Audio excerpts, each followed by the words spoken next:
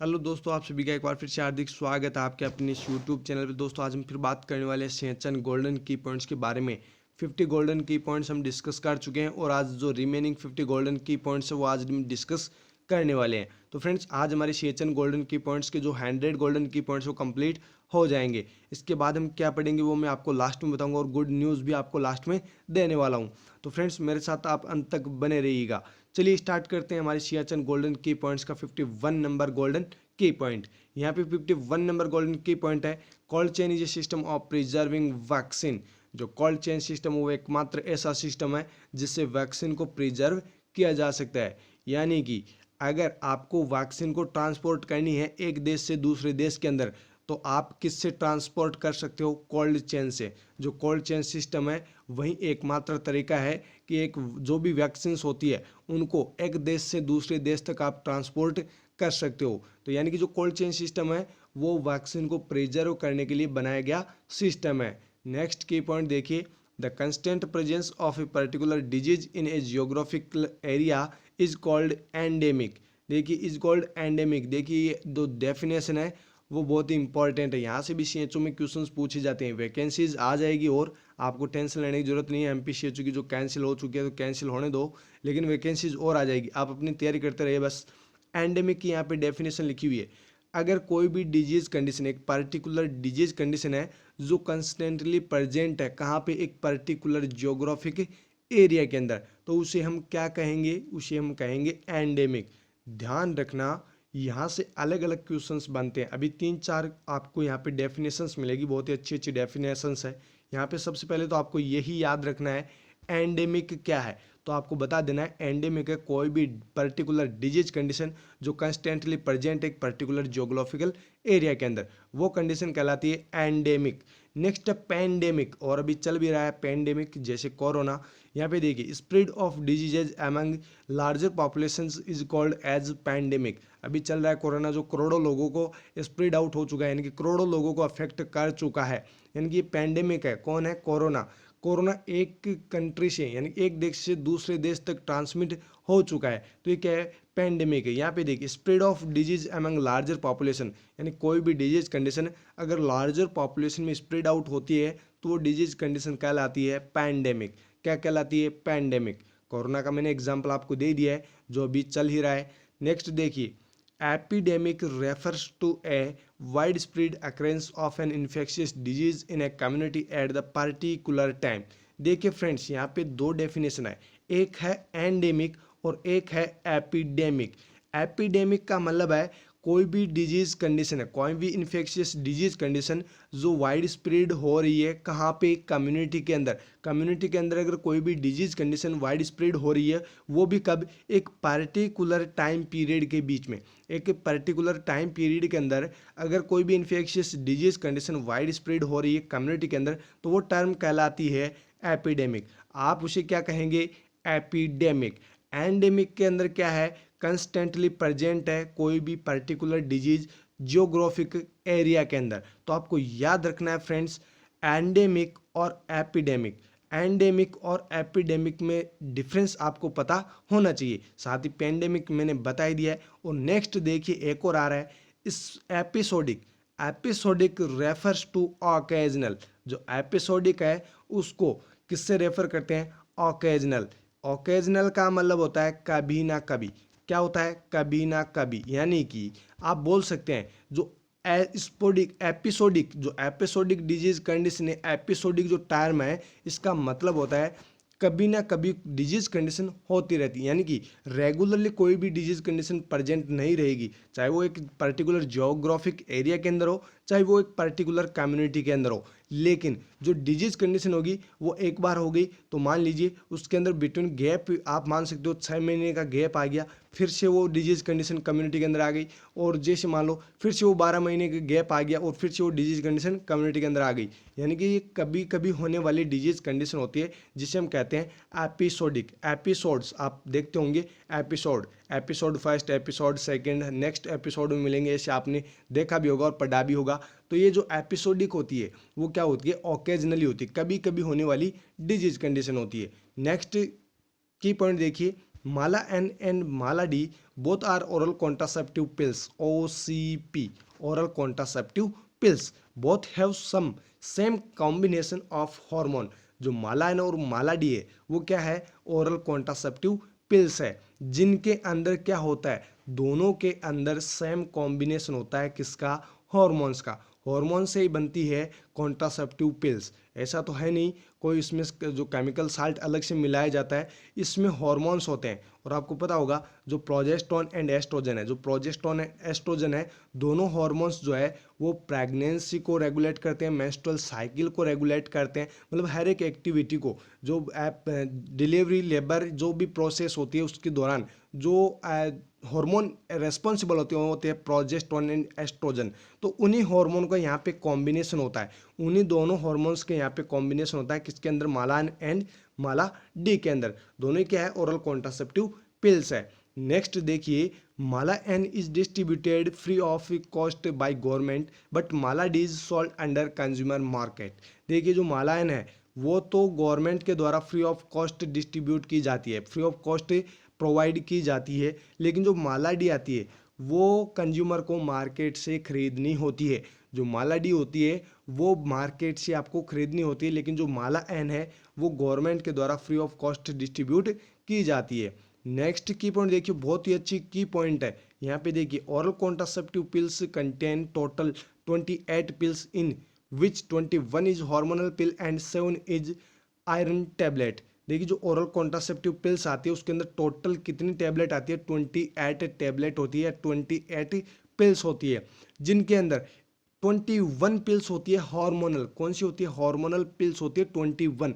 और जो 7 पिल्स होती है, 7 टैबलेट होती है, वो कौन सी होती है, आयरन की टैबलेट होती है। तो आपको याद रखना है जो ओरल कॉन्ट्रासेप्टिव पिल्स होती है उसके अंदर 28 पिल्स होती है, 28 टैबलेट होती है, उनमें से 21 टैबलेट होती है हार्मोनल और 7 टैबलेट होती है आयरन की। तो आपको ये याद रखना है। नेक्स्ट की पॉइंट देखिए, rotavirus vaccine is given by oral route. जो रोटावायरस वैक्सीन है वो कौन से रूट से दी जाती है, तो आपको पूछा जा सकता है, आपको आंसर करना है ओरल रूट। साथ ही आपको बता दीजिए रोटा वायरस है वो मोस्ट कॉमन कॉज होता है डायरिया का, मोस्ट कॉमन कॉज होता है डायरिया का बच्चों के अंदर। अगर आपको पूछा जाए बच्चों के अंदर डायरिया हो रहा है तो इसका मोस्ट कॉमन कॉज क्या है, तो आपका आंसर क्या होगा, rota virus. Next key point देखिए, the initial dose of vitamin A is 1 lakh IU at 9 to 12 month, thereafter 2 lakh IU at a interval of 6 months till the age of 5 year। जो vitamin ए की dose है ये पूछी गई थी अभी Rajasthan CHO के पेपर में, CHO के पेपर में ये क्वेश्चन पूछा गया था। देखिए यहाँ से क्वेश्चन बनते कैसे हैं, क्वेश्चन ये पूछा जाता है कि जो विटामिन ए है उसकी जो फर्स्ट डोज होती है, आपको ये भी पूछा जा सकता है फर्स्ट डोज कब लगाई जाती है, तो आपका आंसर क्या होगा, 9 से 12 महीने पे, 9 से 12 महीने पे आपको ये पूछा जा सकता है विटामिन ए की जो पहली डोज लगाई जाती है वो कितनी लगाई जाती है, तो आपको आंसर बताना है 1 लाख IU यानी कि 1 लाख इंटरनेशनल यूनिट। तो आपको याद रखना है यहाँ से ये क्वेश्चन ही पूछा गया था, जो इनिशियल डोज है विटामिन ए की वो 9 से 12 महीने पे कितनी लगाई जाती है, और आपको वहाँ पे करेक्ट आंसर करना था 1 लाख इंटरनेशनल यूनिट। अब आपका क्वेश्चन दूसरा ये बनता है, thereafter 2 lakh international unit आपको ये पूछा जा सकता है, अगर आपको पूछा जाए कि 18 महीने पे यहाँ पे देखिए इंटरवल कितना है, 6 महीने का, 6 महीने का इंटरवल दिया जाता है। अगर आप विटामिन ए की पहली डोज दे रहे हैं 9 महीने पे, तो फिर आपको 6 महीने का यानी कि आप 12 महीने पे दे रही हो, समझ लीजिए आप समझने के लिए 12 महीने पे आप दे रही हो, तो आपको 6 महीने का इंटरवल आपको रखना है। जैसे 18 महीने पे फिर आपको नेक्स्ट जो डोज देनी है वो 18 महीने पे आपको देनी है। अब आप 18 महीने पे जो डोज दे रहे हैं वो कितने की देंगे, वो देंगे 2 लाख इंटरनेशनल यूनिट। ये प्रक्रिया आपको 5 साल तक आपको चलानी है, यानी कि जो विटामिन ए की डोज है वो 5 साल तक आपको देनी है, 6 महीने के गैप से, 6 महीने का गैप आपको रखना है। और आप पहली डोज 1 लाख इंटरनेशनल यूनिट देंगे, और जो दूसरी तीसरी जो भी चौथी 5 साल तक जो जो भी डोज देंगे वो आपकी 2 लाख इंटरनेशनल यूनिट होगी। नेक्स्ट की पॉइंट देखिए, साबिन oral vaccine is a live attenuated polio vaccine and given by oral route। Salk and Sabin आपने पढ़ा होगा, OPV ओरल पोलियो वैक्सीन, जो पोलियो वैक्सीन है उसकी 2 आपने फॉर्म पढ़ी होगी, साल्क एंड साबिन। देखिए दोनों ही यहाँ पे जो साबिन है ये ओरल वैक्सीन है, लाइव एटीन्यूएटेड पोलियो वैक्सीन है, ये साथ ही ओरल वैक्सीन है, इसीलिए ये कौन से रूट से दी जाती है, ओरल रूट से। जो साबिन ओरल वैक्सीन है वो ओरल रूट से दी जाती है और ये लाइव एटीन्यूएटेड पोलियो वैक्सीन है। नेक्स्ट देखिए साल्क, देखिए साल्क और साबिन आपने पढ़ा होगा। यहाँ पे देखिए Salk is inactivated polio vaccine given by IMSC route. जो साल्क है वो कौन सी है, इनएक्टिवेटेड पोलियो वैक्सीन, IPV। आपने ये भी पढ़ा होगा IPV एंड OPV। देखिए यहाँ पे है OPV ओरल पोलियो वैक्सीन और ये है IPV इनएक्टिवेटेड पोलियो वैक्सीन। तो जो साल्क वो इनएक्टिवेटेड पोलियो वैक्सीन है जो इंट्रामस्कुलर या फिर सबक्यूटेनियस रूट से दी जाती है। नेक्स्ट की पॉइंट देखिए, sentinel surveillance is used to identify the hidden cases in a community. Very very important key point है। जो सेंटिनल सर्विलेंस है उसका मतलब होता है सेंटिनल सर्विलेंस है उसको यूज लिया जाता है कम्युनिटी के अंदर जो भी छुपे हुए केस है, यानी जो हिडन केसेज है उनको आइडेंटिफाई करने के लिए किसे यूज लेते हैं, तो आपको आंसर करना है सेंटिनल सर्विलेंस। जो सेंटिनल सर्विलेंस है उसका यूज लिया जाता है कम्युनिटी के अंदर जो भी छुपे हुए केसेज है उनको आइडेंटिफाई करने के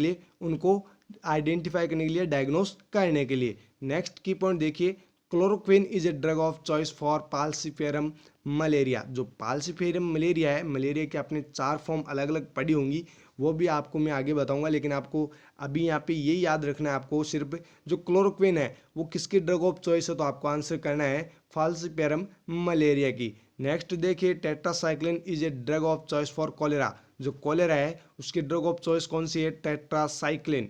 next very very important key point है, देखिए जो आलम अत्ता कॉन्फ्रेंस है वो कब कंडक्ट की गई थी, तो आपका आंसर क्या होगा, 1978 को। 1978 आपका करेक्ट आंसर माना जाएगा। नेक्स्ट की पॉइंट देखिए यहाँ पे, prevention of risk factor is known as primordial prevention. यानी कि अगर आप रिस्क फैक्टर को प्रिवेंट कर रहे हैं, अगर आप रिस्क फैक्टर को प्रिवेंट कर रहे हैं तो कौन से टाइप के प्रिवेंशन में इंक्लूड होता है, तो आपको आंसर करना है प्रीमोडियल प्रिवेंशन। प्रीमोर्डियल प्रिवेंशन का मतलब होता है किसी भी रिस्क फैक्टर को प्रिवेंट करना, यानी कि डिजीज कंडीशन होने से पहले ही उससे बचाव करना। जैसे कैंसर, जैसे तंबाकू पे लिखा होता है कि तंबाकू चबाने से मुंह का कैंसर होता है, ये ऐसा लिखा होता है। तो ये क्या है, ये प्रीमोर्डियल प्रिवेंशन है। यानी कुछ बच्चों को जब आप कहते हैं कि आप स्पाइसी डाइट ना खाया करें, हो सकता है आप मोटापे के शिकार हो सकते हैं, तो क्या है प्रीमोर्डियल प्रिवेंशन। डिजीज होने से पहले ही आप उनको समझा रहे हैं कि डिजीज कंडीशन आपको हावी हो सकती है, आगे ऐसी डिजीज कंडीशन हो सकती है, तो उनसे बचना ही क्या कहलाता है, प्रीमोर्डियल प्रिवेंशन।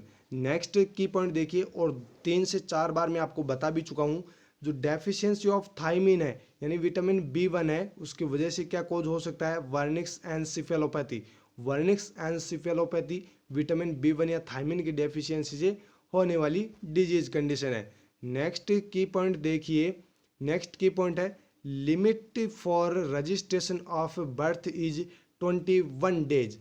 देखिए 21 डेज, ये आपका अभी CHO में क्वेश्चन पूछा हुआ गया है। ये अभी कुछ दिनों पहले CHO में क्वेश्चन पूछा गया था कि जो डेट जो बर्थ का रजिस्ट्रेशन है, डेथ का जो रजिस्ट्रेशन है वो कब करवा लेना चाहिए, तो आपका आंसर वहाँ पे करना था 21 डेज। डेथ और बर्थ, डेथ और बर्थ दोनों की आपको अगर पूछा जाए कि ये जो लिमिट ऑफ रजिस्ट्रेशन की है, तो आपको बतानी है दोनों की ही 21 डेज। 21 डेज आपको वहाँ पे करेक्ट आंसर करना है। नेक्स्ट की पॉइंट देखिए, census is conducted in every 10 years. जो जनगणना होती है वो प्रत्येक 10 साल से कंडक्ट की जाती है। नेक्स्ट की पॉइंट देखिए, nosocomial infection is termed as या termed used for hospital acquired infection which develops after 48 hours of hospitalization. आपको ये तो पता है, nosocomial infection hospital acquired infection, यानी कि नोजोकोमियल इन्फेक्शन को ही हॉस्पिटल एक्वायर्ड इन्फेक्शन कहा जाता है, HAI, जिसको शॉर्ट फॉर्म में कहा जाता है HAI, हॉस्पिटल एक्वायर्ड इन्फेक्शन। देखिए आपको ये पूछा जा सकता है कि जो नोजोकोमियल इन्फेक्शन है वो कब अकर हो जाता है, किसी भी पर्सन को अगर नोजोकोमियल इन्फेक्शन हो रहा है तो कब अकर हो जाता है, तो फ्रेंड्स आपको आंसर करना है आफ्टर 48 आवर्स ऑफ हॉस्पिटलाइजेशन। अगर किसी पर्सन को 48 घंटे हो चुके हैं हॉस्पिटल में भर्ती हुए और उसके बाद में अगर किसी प्रकार का उसको इन्फेक्शन होता है तो समझ जाना उसको नोजोकोमियल इन्फेक्शन हो चुका है। तो ये नोजोकोमियल इन्फेक्शन को ही क्या कहा जाता है, hospital acquired infection. Next key point देखिए, recommended site of DPT vaccine in infant is lateral aspect of Thai. याद रखिएगा, यहाँ से पूछे जाते हैं क्वेश्चंस बार बार, जो वैक्सीन है उसके रूट से बार बार क्वेश्चंस पूछे जाते हैं और ये बहुत ही इंपॉर्टेंट क्वेश्चन भी बनता है यहाँ से। जो डीपीटी वैक्सीन है उसके रिकमेंडेड आपको साइट पूछी जा सकती है। डीपीटी वैक्सीन अगर आप बच्चे को लगा रहे हैं तो आप कहाँ से डीपीटी वैक्सीन लगाएंगे, तो आपका आंसर क्या होगा, lateral aspect of thigh. Thigh के लेटरल एस्पेक्ट से आपको डीपीटी की वैक्सीन लगानी है। नेक्स्ट की पॉइंट देखिए, first dose of measles vaccine आज इज एडमिनिस्ट्रेड एट 9 मंथ्स। देखिए, जो मिजल्स की पहली वैक्सीन की जो डोज लगाई जाती है, जो मिजल्स वैक्सीन है उसकी जो डोज लगाई जाती है पहली, वो 9 महीने पे लगाई जाती है। या आपको ये भी पूछा जा सकता है कि मिजल्स की वैक्सीन के साथ में और कौन सी डोज, किसकी डोज प्रोवाइड की जाती है, तो आपको आंसर करना है विटामिन ए की डोज। जो विटामिन ए है उसको साथ में दिया जाता है मिजल्स वैक्सीन के साथ में। नेक्स्ट की पॉइंट देखिए, rubella vaccine contraindicated in pregnancy because it causes severe birth defect in foetus. देखिए, जो रूबेला वैक्सीन है वो कॉन्ट्रा इंडिकेटेड होती है, very very important key point है। रूबेला वैक्सीन कॉन्ट्रा इंडिकेटेड होती है प्रेगनेंसी के अंदर, क्योंकि ये कॉज कर सकती है birth defect. Birth defect foetus के अंदर कॉज कर सकती है, वो भी सीवियर वाला, ऐसा नहीं है सीवियर बर्थ डिफेक्ट जो है फिटस के अंदर कॉज करती है। इसलिए रूबेला वैक्सीन कभी भी प्रेग्नेंट लेडीज़ को नहीं लगाई जाती है, इसलिए रूबेला वैक्सीन क्या है, contraindicated. Next key point देखिए, reconstituted measles vaccine should be used within 3 hours. जो मिजल्स की आप वैक्सीन लगाते हो उसको अगर रिकंस्टिट्यूट कर लेते हो उसके बाद आपको 3 घंटे के अंदर अंदर उस वैक्सीन को यूज करना है, अन्यथा आपको उस वैक्सीन को डिस्कार्ड कर देना है। नेक्स्ट की पॉइंट देखिए, BCG vaccine is given by intradermal root. और ये अभी क्वेश्चन पूछा गया था, अभी जो हरियाणा सीएचओ की एग्जाम हुई थी उसमें ये क्वेश्चन पूछा गया था और जो भी एग्जाम्स होते हैं उनमें भी पूछा जाता है। जो बीसीजी वैक्सीन है वो कौन से रूट से प्रोवाइड की जाती है, कौन से रूट से एडमिनिस्टर करवाई जाती है, तो आपका आंसर क्या होगा, इंट्राडर्मल रूट। ये हरियाणा सीएचओ में भी अभी क्वेश्चंस पूछा गया था। नेक्स्ट की पॉइंट देखिए, June month is anti malarial month. जैसे ब्रेस्ट फीडिंग वाला क्वेश्चन पूछा गया था अभी कुछ दिनों पहले एमपी सीएचओ के अंदर, वैसे यहाँ से पूछा जा सकता है आपको एंटी मलेरियल मंथ कौन सा है, तो आपको आंसर करना है जून मंथ। कौन सा है, जून मंथ। साथ ही आपको बता देता हूँ ब्रेस्ट फीडिंग, ब्रेस्ट फीडिंग का जो वीक सेलिब्रेट किया जाता है वो किया जाता है first week of August, AUGUST यानी कि अगस्त। जो ब्रेस्ट फीडिंग है वो फर्स्ट वीक ऑफ अगस्त में सेलिब्रेट किया जाता है। नेक्स्ट की पॉइंट देखिए, chikungunya is transmitted by Aedes mosquito. जो चिकनगुनिया उसका पॉजिटिव एजेंट क्या है, Aedes mosquito. Next, OPV is most heat sensitive vaccine. Oral polio vaccine जो होती है वो मोस्ट हीट सेंसिटिव वैक्सीन होती है। आप इसको जो है धूप के अंदर नहीं रख सकते हो, आप इसको गर्म हवा के अंदर नहीं रख सकते हो। OPV वैक्सीन को रखा जाता है -20 डिग्री सेंटीग्रेड टेम्परेचर के ऊपर। आपको ये भी याद रखना है, -20 डिग्री सेंटीग्रेड टेम्परेचर पर रखी जाती है OPV, ओरल पोलियो वैक्सीन। इसीलिए क्या है, heat sensitive, most heat sensitive vaccine है। नेक्स्ट देखिए, hydrophobia is a clinical feature of rabies. अगर किसी पर्सन को रेबीज हो जाता है तो उसमें हाइड्रोफोबिया देखने को मिलता है। हाइड्रोफोबिया का मतलब होता है fear from water, fear from water. भाई पानी से डर लगेगा इस पेशेंट को, जिस पेशेंट को रेबीज हुआ है उस पर्सन को पानी से डर लगेगा, ना तो पिएगा ना नहाएगा। क्यों नहाएगा, क्यों नहीं पिएगा वो, क्योंकि उसको हाइड्रोफोबिया हो गया है रेबीज की वजह से। और जो रेबीज होता है वो सेंट्रल नर्वस सिस्टम को अफेक्ट करता है, नर्वस सिस्टम को अफेक्ट करता है। ये शायद जम्मू कश्मीर के पेपर में भी पूछा गया था। नेक्स्ट की पॉइंट देखिए, chicken pox races first appear on trunk. जो चिकन पॉक्स होता है उसके अंदर जो रेसेज डेवलप होते हैं वो सबसे पहले ट्रंक, धड़ पे, क्या बोलते हैं ट्रंक को हिंदी में, धड़ पे। क्योंकि राजस्थान सीएचओ में हिंदी में पूछा गया था पेपर पूरा, इसीलिए आपको बता रहा हूँ ट्रंक का मतलब होता है धड़, और उस धड़ पे अगर पहली बार अगर मतलब जो रेसेज हो रहे हैं डेवलप, तो समझ जाना चिकन पॉक्स इस पर्सन को हो चुका है। नेक्स्ट देखिए की पॉइंट, वर्ल्ड एड्स डे 1 दिसंबर, यानी कि जो वर्ल्ड एड्स डे है वो कब सेलिब्रेट किया जाता है, 1 दिसंबर को। नेक्स्ट की पॉइंट देखिए, national tuberculosis control programme was launched in 1962, जो एनटीपी नेशनल ट्यूबरकुलोसिस जो कंट्रोल प्रोग्राम है एनटीसीपी, ये कब लॉन्च किया गया था, 1962 के अंदर। एनटीसीपी कहा जाता है नेशनल ट्यूबरकुलोसिस कंट्रोल प्रोग्राम, ये 1962 को लॉन्च किया गया था। Next, revised national tuberculosis control programme was launched in 1997, जो revised national tuberculosis control programme है वो 1997 में लॉन्च किया गया था। Next, lung cancer is most commonest cancer in the world. आपको पूछा जाए अगर विश्व के अंदर कौन सा कैंसर है जो मोस्ट कॉमनली अफेक्ट कर रहा है, अभी सबसे ज़्यादा स्प्रेड आउट हो रहा है, तो आपको आंसर क्या करना है, लंग्स कैंसर। ये बात हो रही है सिर्फ मेल कैंडिडेट की। अगर आपको पूछा जाए मेल पर्सन के अंदर या मेल पर्सन के अंदर जो कैंसर है वो कौन सा कैंसर है जो सबसे ज़्यादा देखा जा रहा है, तो आपको आंसर क्या करना है, लंग्स कैंसर। अगर आपको पूछा जाए फीमेल्स के अंदर मोस्ट कॉमन, तो आपको आंसर करना है ब्रेस्ट कैंसर। आपको आंसर क्या करना है, ब्रेस्ट कैंसर। चाहे वर्ल्ड का पूछे चाहे फिर आपको कंट्री का पूछे, ब्रेस्ट कैंसर आपको यहाँ पे करेक्ट आंसर करना है फीमेल्स के लिए अगर पूछा जाए तो। अगर आपको मेल के लिए पूछा जाए तो फिर आपको आंसर करना है लंग्स कैंसर। ये मोस्ट कॉमनेस्ट कैंसर है विश्व के अंदर। नेक्स्ट की पॉइंट देखिए, breast cancer in females is most commonest cancer in India.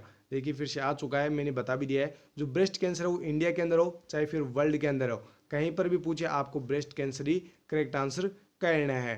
अगर फीमेल्स के बारे में पूछा जाए तो ब्रेस्ट कैंसर आपको वहाँ पे करेक्ट आंसर कर देना है। नेक्स्ट की पॉइंट देखिए, vitamin A is also known as retinol. जो विटामिन ए है उसको रेटिनॉल के नाम से भी जाना जाता है।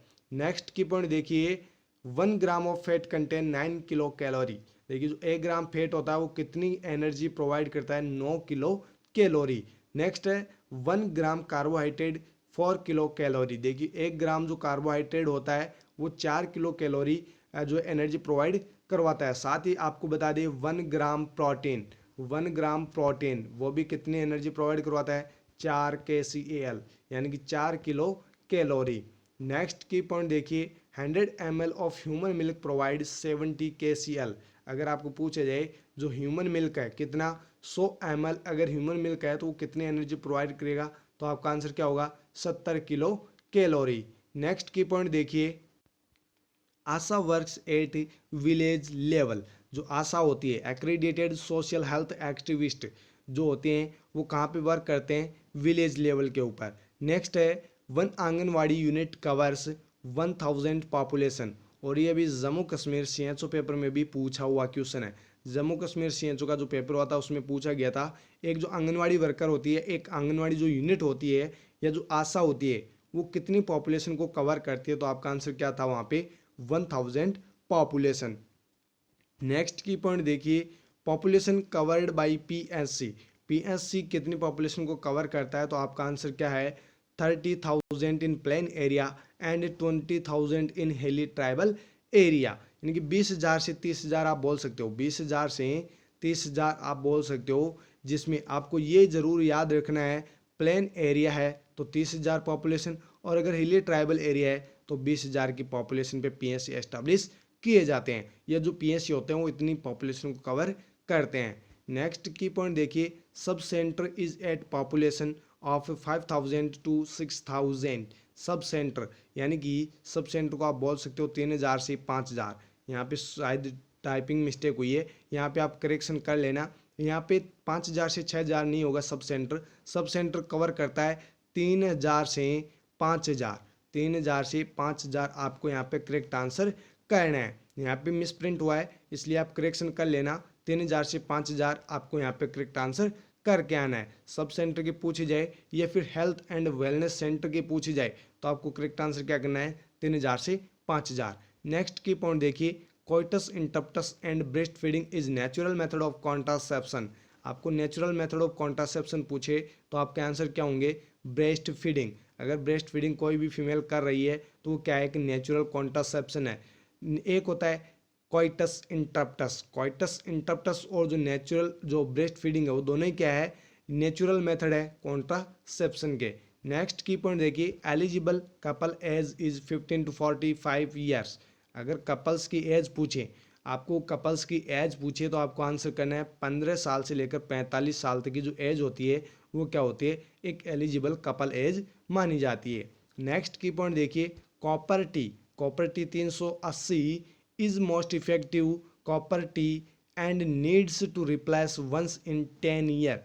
जो कॉपर टी जो 380 ए आती है, 380 ए, ये जो कॉपर टी आती है वो 10 साल तक काम करती है। इसको 10 साल तक काम में ले सकते हैं, यानी कि 10 साल बाद में ही इसको रिप्लेस किया जाता है, तब तक ये अपना वर्क करती रहती है। नेक्स्ट की पॉइंट देखिए, vasectomy is most cost effective family planning method. जो वैसेक्टमी है वो most cost effective family planning method होता है। ट्यूबेक्टोमी में इतना ज़्यादा खर्चा नहीं होता है जितना ज़्यादा खर्चा यहाँ पे वैसेक्टमी के अंदर होता है, यानी कि ये most cost effective family planning method है वैसेक्टमी। नेक्स्ट की पॉइंट देखिए, the extra calorie recruitment for lactating mother is 5050 kilo calorie per day. देखिए ये क्वेश्चन पूछा हुआ है एम्स नॉर्सेट 2020 के अंदर 2020 में जो एम्स की एग्जाम हुई उसके अंदर क्वेश्चन पूछा गया था, लैक्टेटिंग मदर को कितनी एक्स्ट्रा कैलोरीज की ज़रूरत होती है, तो आपको वहाँ पे करेक्ट आंसर करना था 550 kilo calorie per day. First shift के पेपर में ये पूछा गया था, जिन्होंने दिया है उनको पता है, जिन्होंने नहीं दिया है तो वो ध्यान रखे, ये क्वेश्चन एम्स में पूछा हुआ है। नेक्स्ट की पॉइंट देखिए, the children act was passed in 1960। 1960 के अंदर बच्चों का जो चिल्ड्रन एक्ट है वो पास हुआ था। साथ ही आपको फ्रेंड्स बता दूं, एक जो मिस्टेक हुई थी, शायद मिस प्रिंट प्रीवियस पार्ट में भी हुआ था, और मिस प्रिंट वो ये थी, BFHI baby friendly hospital initiative programme जो लॉन्च हुआ था वो हुआ था 1991 के अंदर। आप थोड़ा सा करेक्शन कर लेना क्योंकि वहाँ पे टाइपिंग मिस्टेक हुई है और टाइपिंग मिस्टेक की वजह से वहाँ पे आप गलत पढ़ लेंगे, इसलिए मैं आपको कह रहा हूँ कि आप यहाँ से सही कर लेना, उसको करेक्शन कर लेना। साथ ही आपको PDF जो है हमारे टेलीग्राम ग्रुप के अंदर मिल ही जाएगी, यहाँ से आप हमारे टेलीग्राम ग्रुप के अंदर ऐड हो जाना, नर्सिंग चैलेंजर्स आपको सर्च करना है और आपको ऐड हो जाना है। साथ ही यहाँ पे यूट्यूब चैनल की लिंक है जहाँ पे आपको चैनल को सब्सक्राइब जरूर कर लेना है और बेल आइकन बटन को भी दबा देना है ताकि आपको हर एक लेटेस्ट इन्फॉर्मेशन जल्दी से जल्दी मिलती रहेगी। ये हमारा फेसबुक पेज है जहाँ से आप उसको पेज को लाइक कर सकते हैं, फॉलो कर सकते हैं।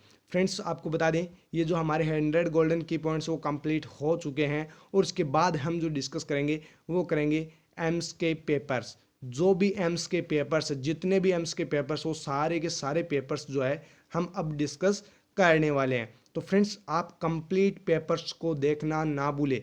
अगर आप नॉर्सेट एम्स की तैयारी कर रहे हैं 2021 की, तो आप कंप्लीट पेपर्स को देखना ना भूलें। आपको गारंटी से मैं कह सकता हूँ, आपको गारंटी में दे सकता हूँ 40 से 50 क्वेश्चन श्योर आपको इन्हीं पेपर से, जो भी मैं आपको एम्स के पेपर्स बताऊंगा इनसे आपको 40 से 50 क्वेश्चन मिलेंगे। कितने में से? 200 में से 40 से 50 क्वेश्चन आपको इन्हीं पेपर से ज़रूर मिलेंगे। साथ ही आपको इस पेपर्स, जो भी मैं आपको एम्स के पेपर्स बताऊंगा उनके अलावा आपको और क्या क्या मिलेगा, आपको मिलेंगे FON के कुछ प्रोसीजर्स यानी टॉपिक्स, और जो MSN है उसके टॉपिक्स भी डिस्कस करेंगे, और जो OBG है उसके भी टॉपिक्स हम डिस्कस करते रहेंगे। इसी प्रकार से हम अपनी प्रिपरेशन जो है कंटिन्यूस करते रहेंगे। तो फ्रेंड्स आप हमारे साथ बने रहिएगा और अपने दोस्तों को भी बता दीजिएगा ताकि वो भी अपनी तैयारी कर सके। फिर मिलेंगे दोस्तों एम्स के पेपर के साथ में। Thank you very much.